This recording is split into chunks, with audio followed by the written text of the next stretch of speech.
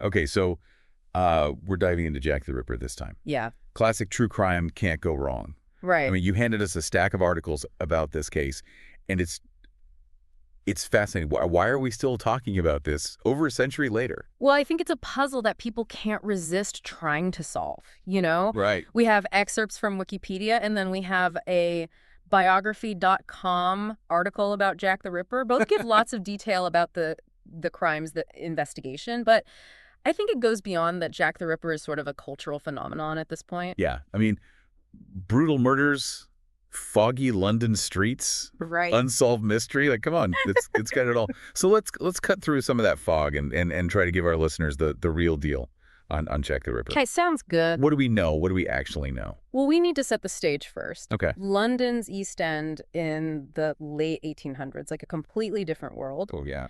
And we're talking about Whitechapel, specifically a district that was just riddled with poverty, overcrowded slums, despair, really. Well, the Wikipedia article we have here mentions that there was a 55% child mortality rate Yeah, in the East End at that time. So just to paint a picture, that's a bleak picture. that's really rough. It is, and it's important to understand that backdrop because the Ripper's murders weren't happening in a vacuum, right? This was a community that was already struggling. Yeah. Violence, especially against women, wasn't uncommon.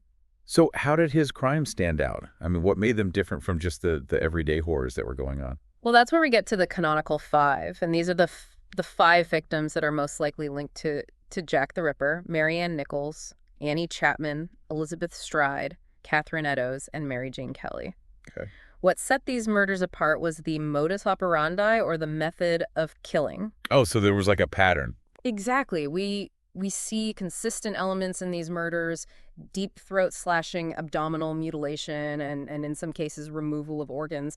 And on top of that, most of these attacks happen on or near weekends, and usually at the end of a month or like a week after the previous murder. Wow. Okay, so I have to say, even reading about this is pretty chilling. I mean, the details in these articles are really graphic. They are, and some people argue that those details, the way the victims were mutilated, suggest that the killer had some anatomical knowledge, maybe even some connection to the medical profession.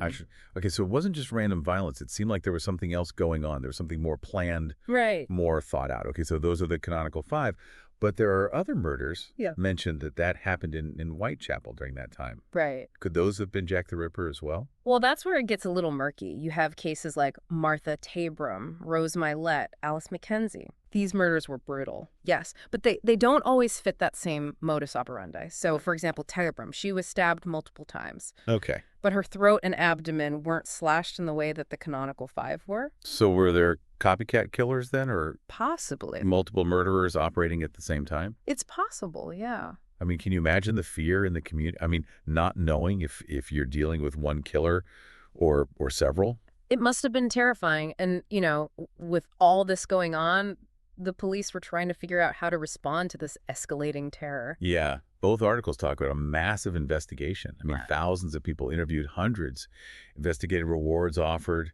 There was even a vigilante group, the Whitechapel Vigilance Committee, Right. formed because people felt like the police weren't doing enough. Yeah, it's important to remember, though, this was the Victorian era, so, forensic science was in its infancy. They didn't have DNA testing, fingerprinting, Oh, right. and even reliable lighting on those foggy streets, so. Yeah, that's right. Trying to solve a puzzle in the dark. Well, and speaking of dark, there was that creepy message written on the wall near one of the crime scenes. Oh, the Gulston Street graffito. Yeah, the Jews is what it said. Yeah, and, regardless of whether or not it was written by the killer, it just shows how much fear and prejudice were swirling around this case. Just imagine the tension, the suspicion of the rumors spreading like wildfire. Yeah. Well, it makes you wonder how much of the Jack the Ripper story is real. Yeah. And how much of it is just a product of like the media frenzy that was going on. Oh, yeah, the media, they played a huge role in shaping the public's perception of this case. I mean, hundreds of letters were sent to police and newspapers. Wow. Most were hoaxes, but a few stand out, like the Dear Boss letter. Oh, yeah. The From Hell letter. That's the one that first used the name Jack the Ripper, right? That's right. And it was probably not from the killer, though. Oh, really? A lot of people believe it was a journalist trying to boost sales, but it really cemented that name, Sure. in the public's mind. Yeah. And then there's From hell? I mean, that one was really chilling. It was sent with half a human kidney. Wait a minute, seriously? Yeah. A kidney? It was human, but they never could definitively link it to any of the Ripper's victims. Wow. Yeah. So much uncertainty. A lot of this case is shrouded in uncertainty. Yeah, and all that media attention. I mean, the speculation, the rumors, it must have been just a nightmare for the police trying to sort through fact and fiction. It would have been really difficult, and it's important for us today, over a century later, to be critical of the information that we consume, especially with cases like this that are so sensationalized. Right. So let's step back for a second. We've got these brutal murders. We've got a city gripped by fear. The media is having a field day. But what are the police actually doing to try to catch this guy? I mean, do they have any leads, any suspects? Oh, they were trying. They were definitely trying to catch him. Huh. The sources describe a massive effort to track down Jack the Ripper. Thousands of people interviewed, hundreds, investigative rewards offered. But like we said, the limitations of Victorian-era forensics made it incredibly difficult. Yeah, so no fancy CSI techniques back then. Right. Must have been tough to find solid evidence. It was. And remember, these crimes were happening in the dark, foggy streets of Whitechapel. Right. Eyewitness accounts were often unreliable, and there was no way to share information quickly or coordinate across different areas of the city. Okay, so maybe not the most efficient investigation, but did they have any promising leads, any suspects who really stood out as potentially being the Ripper? Well, one of the earliest attempts at criminal profiling emerged from this case. Yeah. Dr. Thomas Bond, a police surgeon, analyzed the crime scenes, Yeah. and he actually created a profile of the killer based on the evidence. Wait, hold on. Are you saying they were doing criminal profiling back then in the 1880s? It was a very early form of it, but yes. Dr. Bond was a pioneer in that field, and he suggested that the killer was strong, probably of average height, and likely had some knowledge of anatomy based on the way the victims were mutilated. That's pretty insightful for the time. It is. But did it lead to any arrests? Unfortunately, no. The Ripper was never caught, and his identity remains a mystery to this day. Okay, well, that's what makes this whole thing so intriguing. I mean, everyone loves a good whodunit. Yeah. Right? So over the years, have there been any popular theories about who Jack the Ripper might have been? Oh, absolutely. There's no shortage of suspects. Hundreds of names have been put forward, ranging from members of the royal family Oh, hold on. to local butchers, Royal family. even Queen Victoria's own physician. You're kidding. Okay, so spill the tea. Who was this royal suspect? The theory revolves around Prince Albert Victor War, Duke of Clarence and Avondale, Okay. Queen Victoria's grandson. Okay. Some believe he was involved in a secret marriage, may have even fathered a child, and to cover up the scandal, he supposedly went on a killing spree, targeting women who knew too much. Okay, now that's a plot twist worthy of Sherlock Holmes. Yeah. But is there any actual evidence to back this up? Not really. It's mostly based on speculation and rumors. Many historians point out there's no credible evidence linking the prince to the crimes. Right. And he wasn't even in London when some of the murders occurred. So maybe not a royal Ripper after all. What about other suspects the articles mentioned? Walter Sickert, Right. the famous painter. Yes. Was he a serious contender? Sickert is a fascinating suspect. Some ripperologists point to his artwork, which often depicted violence against women, Okay. and his interest in the macabre as potential clues. There are even some cryptic entries in his diaries that people have interpreted as possible confessions. Wait, ripperologist? Is that like a real thing? Oh, yeah. Ripperology is a whole field of study dedicated to the Jack the Ripper case. Wow. Okay, so Amateur and professional researchers who just pore over the evidence, analyze the clues, and try to piece together the puzzle of who Jack the Ripper was. are these ripperologists convinced that Walter Sickert was the guy? Well, there was a DNA analysis done on some of his paintings a few years back, but the results were inconclusive and highly contested. So it's possible Sickert was just an artist drawn to the dark side of humanity, not necessarily a killer himself. Right. Sometimes a paintbrush is just a paintbrush. Exactly. Okay. So we got royalty, we've got artists. But wasn't there a suspect early on called Leather Apron? What was that all about? Leather Apron was more of a media creation than a real suspect early in the investigation. Some newspapers really sensationalized the story, and they focused on this local Jewish man Okay. who worked with leather. They portrayed him as the prime suspect, even though there wasn't much real evidence against him. That's awful. It sounds like a classic case of scapegoating, using prejudice to fill in the gaps of the investigation. Sadly, you're right. It fueled a lot of anti-Semitism at the time. And the police eventually cleared Leather Apron as a suspect, but it's a reminder of how dangerous it can be to jump to conclusions based on stereotypes and biases. Absolutely. We have to be careful about the stories we tell and how we frame information, especially when dealing with sensitive topics like this. But in the case of Jack the Ripper, it seems like the media was more focused on selling papers than finding the truth. That was definitely a factor, and all that sensationalism made it even harder for the police to conduct a thorough investigation. It's easy to get caught up in the mystery and the intrigue of it all, but we have to remember that these were real people who lost their lives. The canonical five weren't just names on a list. They were women with their own stories, their own hopes and dreams. You're absolutely right. We often hear them referred to as simply prostitutes, but that reduces their entire lives to a single facet. These were daughters, mothers, sisters. Exactly. What were their lives like? What brought them to Whitechapel? What were their stories? Well, the sources do offer some glimpses into their lives. Marianne Nichols, for example, was known to be a hard worker who struggled with alcohol after her husband left her. That's heartbreaking. I mean, you can imagine the difficulties she faced in that era, abandoned by her husband and struggling to make ends meet. Exactly. And Annie Chapman had a history of illness and family tragedies that likely led her to the streets. Each of the victims had their own unique circumstances, their own struggles that brought them to such vulnerable positions.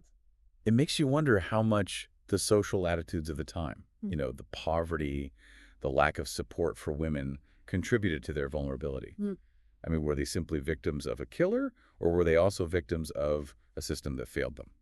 That's a really important question, and it's worth considering whether their murders would have garnered the same attention had they been from a different social class. Right. It's like their lives didn't matter as much because of who they were, where they came from. It's a sobering thought. It is. And while violence against women was sadly commonplace in Whitechapel at the time, the nature of the Ripper's crimes, the sheer brutality and seemingly deliberate targeting of these women set them apart.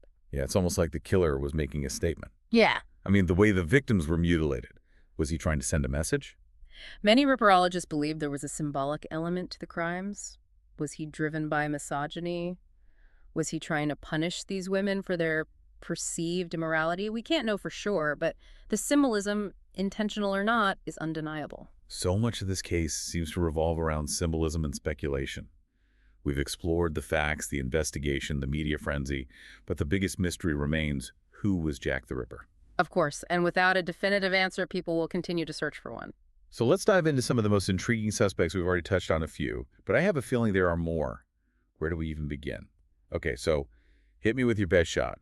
Who are some of the top contenders in the Jack the Ripper Hall of Fame? Well, we've already talked about Prince Albert Victor and Walter Sickert, but there are plenty of others. One name that comes up often is Montague John Druitt. He was a barrister who was suspected by some police officials at the time. A barrister, so like a lawyer. What made him a suspect? Well, Druitt fit some aspects of that criminal profile we talked about, Right. and he disappeared shortly after the last canonical murder. Okay. Some people believe he committed suicide, maybe out of guilt, Hmm. while others think he might have fled the country. Ooh, intriguing. So he had motive and opportunity. Potentially, but like a lot of these suspects, there's no hard evidence linking him to the crimes. His inclusion is based on speculation and circumstantial connections. It's another piece of the puzzle that doesn't quite fit. Man, this is frustrating. It's like trying to catch a ghost. Every time you think you have a lead, it just slips away. Yeah, that's the challenge of cold cases, especially one as old and complex as this. The passage of time makes it incredibly difficult to separate fact from fiction. Okay, so we've got royalty, we've got artists, we've got lawyers. Who else is on the list? Well, there's a long list of other suspects, each with their own quirks and claims to infamy. Okay. You have Aaron Pezminski, a Polish immigrant who lived in Whitechapel and suffered from mental illness.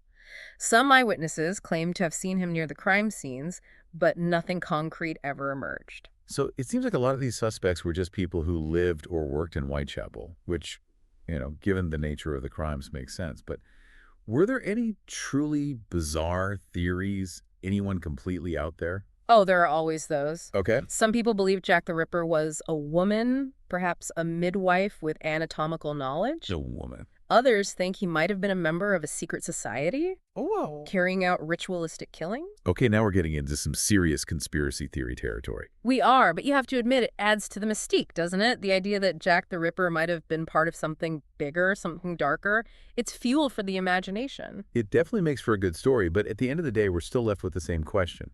Who was he?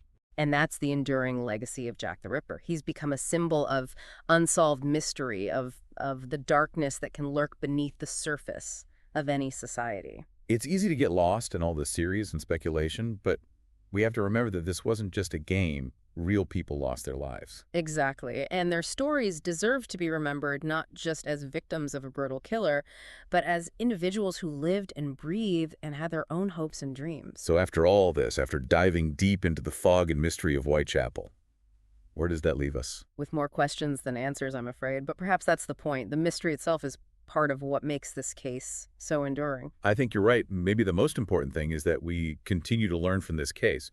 We can examine the social context, the investigative techniques, the media's role, and the lasting impact these crimes have had on our collective consciousness. And maybe in doing so, we can gain a deeper understanding not just of the past, but also of the present, because the themes of violence, fear, and the search for justice are sadly as relevant today as they were back in 1888.